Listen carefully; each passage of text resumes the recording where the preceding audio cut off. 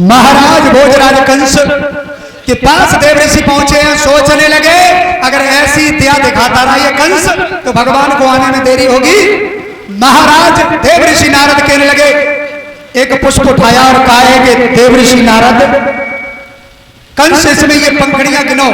जैसे ही कंस ने पंखड़ी उठाई और गिनने लगा, यहां से गिनो 1 2 3 4 5 6 7 8। अब यहां से गिनो 1 2 3 4 5 6 7। क्या समझ में आया तुम्हारी? कुछ समझ में आई?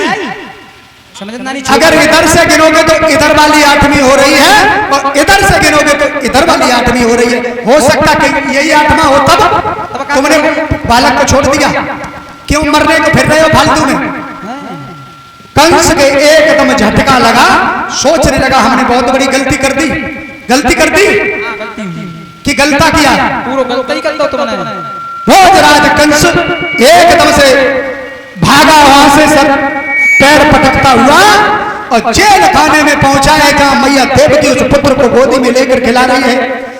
जाकर के एक झपट लगाई, उस बच्चे को छीन लिया महाराज। और जैसे ही बच्चे को छीना है, परीक्षित महाराज दोनों पैर पकड़े हैं हाथ में और एकदम से दीवार में पटक दिया तो उस मां ने चोट लगे महाराज। अब जैसे ही उस मैया ने देखा मानो कलेजा फट गया हो और अपने भैया को कोसने लगी, नालायक तूने मेरे इस बच्चे को पहले छोड़ दिया, अब मार दिया, तेरा सर्वनाश होगा। वहां से भोजराज कंस चला है और गद्दी पर बैठा है। धीरे धीरे समय व्यतीत हो गया। 1 पुत्र मारा, 2 मारे, 3 मारे, 4 मारे, 5 मारे, 6 मारे और जैसे ही 7वें गर्भ की बारी आई है, इधर योग माया के द्वारा वो गर्भ खींच करके भगवान ने और रोहिणी के गर्भ में पहुंचा दिया। भोजराज कंस को सूचना मिली है कि देवकी का गर्भ खंडित हो गया। कंस खुश होने लगा कि हमारा ये डर है कि गर्भ तक खंडित हो गया। हमसे कहते हैं कंस महाराज, जब 8वें गर्भ की बारी आई है और भोजराज यहां तैयारियां कर रहा है, एक पहरेदार की जगह 2 पहरेदार लगवा दिए। कैसी तैयारियां किया है महाराज?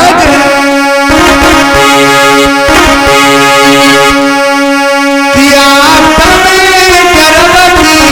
बारी है और बन सके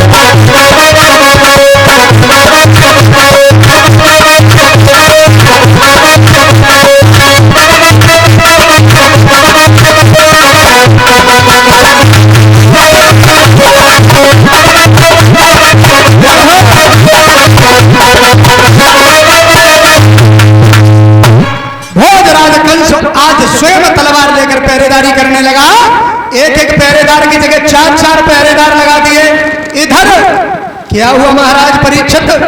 पार ब्रह्म परमेश्वर की लीला, आधी रात का समय है और एकदम से उस जेल की दीवार चमकने लगी। कन्हैया जी तैयार हैं? बहुत सुंदर। महाराज जैसे ही दीवार चमकने लगी आधी रात के समय और भगवान स्वयं चक्रधारी और हाथ में शंख है और आकर के मैया को दर्शन दिए हैं। कहा है मैया तू बिल्कुल घबराने की जरूरत नहीं है, मैं आ गया। एकदम देवकी मैया हाथ जोड़ के खड़ी हो गई और कहने लगी भगवान इस रूप में नहीं चाहिए हमें। बोले कैसे? मैया कहने लगी हमें छोटे से बालक के रूप में आप दर्शन दीजिए। और ऐसे शब्द सुने हैं महाराज। प्रभु ने कहा मैया हम छोटे से रूप धारण करके आ रहे हैं, तो परेशान मत होना। उस कंस को तेरे सामने अगर धरती में न मिला दिया तो देखना क्या हुआ। भगवान यादवेंद्र योगी राज कृष्ण भादों की आधी रात है, रिमझिम पानी बरस रहा है और वो समय आ गया है भगवान कन्हैया का।